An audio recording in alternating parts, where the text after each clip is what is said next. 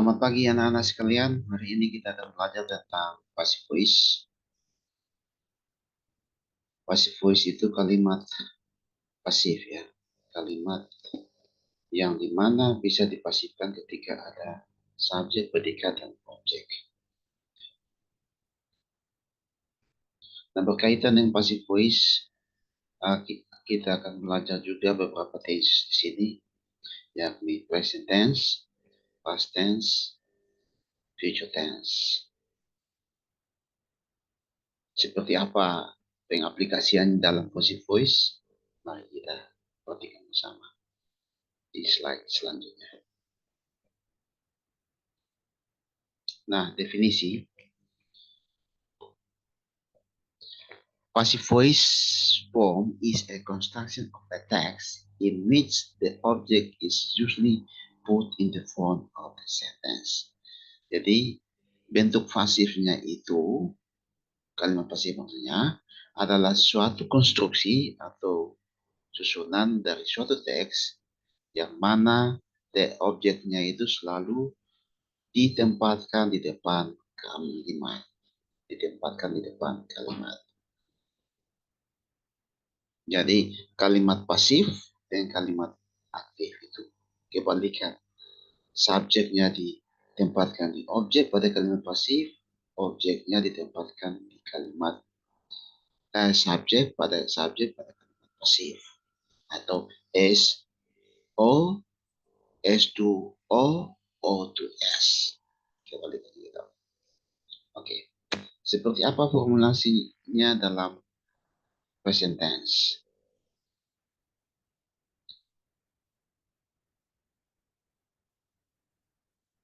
Nah, formulasi untuk kalimat pasif, khususnya simple present tense, itu subject plus verb one. Ya, verb one itu bisa ES atau S tergantung subject plus object. Nah, ketika diberi ES atau S, ketika subjeknya orang ketiga. Ya, orang ketiga he, she, atau it. Nah, bagaimana pasifnya? Pasifnya itu subject plus to be plus verb 3 plus object. To be itu kalau present tense itu ada am, is, are. Jadi kalau subjeknya bentuk plural maka gunakan are. Kalau subjek dalam bentuk singular atau tunggal bisa gunakan am atau is. Kalau I maka gunakan am, he, she, it gunakan is. Nah, contoh kalimatnya itu. Charles writes a book. Nah, bagaimana kalimat pasifnya? Ingat tadi S to O to S. Jadi kalimat Charles ini nanti jadi objek. Nah, ini sekarang jadi kalimat aktif. Ini kalimat subject plus verb one plus object. Nah, ini karena dia orang ketiga ya, kata kerjanya diberi S. Kenapa S? Karena diakhiri oleh huruf vokal. Oke, lanjut.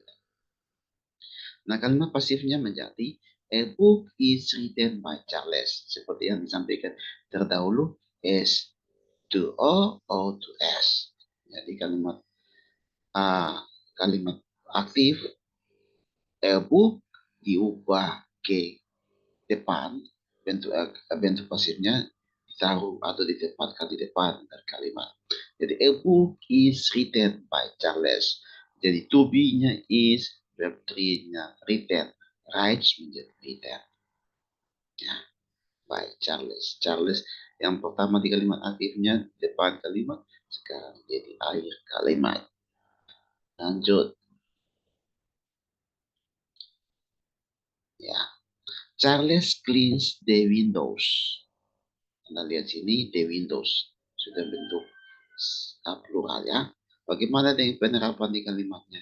The windows are, Anda lihat, windows ini kan lebih dari satu nouns-nya, maka diberi to be are.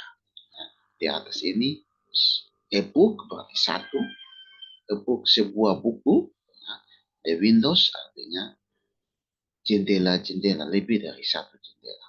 Are cleaned by Charles.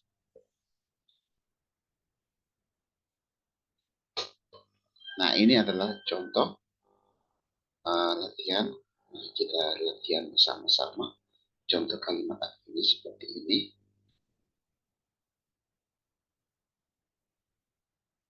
Ya. Bagaimana kalimat pasifnya? Kalimat aktifnya ketika kalimat aktifnya I write a book, maka kalimat pasifnya a book, ya, is written by me. Ya. A book is written by me. Kenapa me? Karena bentuk objek dari I ialah me. Karena I ini sebagai subjek, ketika diubah menjadi objek, maka digunakan me. Lanjut. You write a book. Sama, a book is written by you. You tetap you. You subjeknya juga you, objeknya juga you. He writes a book. Maka a book is written by him. Nah, him itu bentuk objek dari he. Subjeknya he, objeknya he. We write a book. A book is written by us. We menjadi us untuk objek. Kalau subjek, we, ya, objek us. You write a book. Menjadi a book is written by you. They write a book. Menjadi a book is written by them. Itu simple present tense. Bagaimana dengan past tense? Formasinya seperti apa?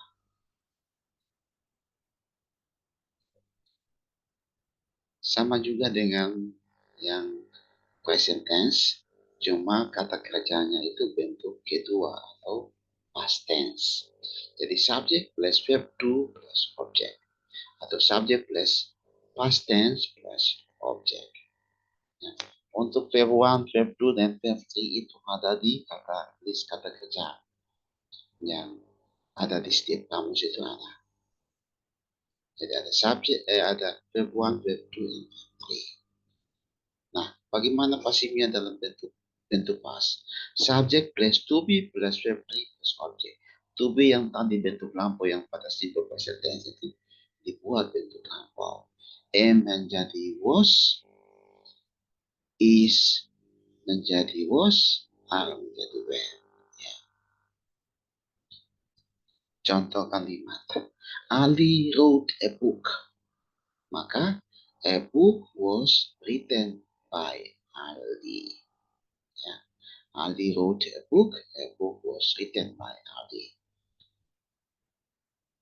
Fitri cleaned the windows.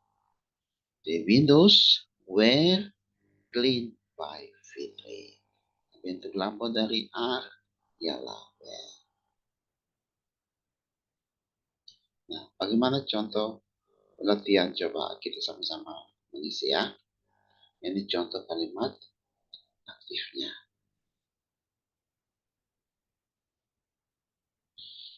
I wrote a book, maka a book was written by me. A book was written by me. You wrote a book was written by me. A book was written by you. He ate some cakes. Some cakes were eaten by him. We published a book. A book was published by us. She did a homework. A homework was done by her. They wrote a book. A book was written by them. Nah, itu bentuk past. Sekarang bagaimana dengan future? Kita lihat formulanya seperti apa.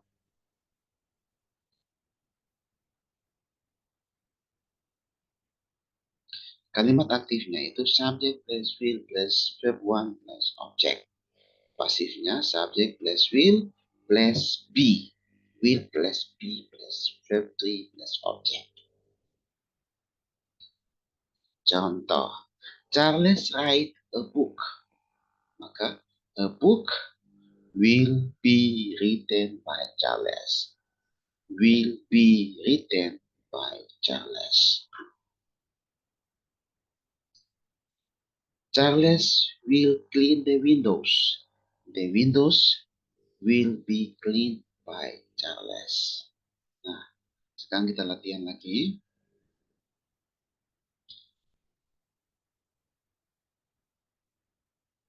Nah, contoh kalimat aktifnya. Kalimat aktifnya ketika bunyi demikian, bagaimana pasifnya? I will write a book. Maka a book will be written by me. Betul. You will write a book. A book will be written by you. He will write a book. A book will be written by him. Betul. Bentuk objek dari ialah him. We will write a book. A book will be written by us. Ya, we menjadi us. You will write a book. Maka a book will be written by you. They will write a book.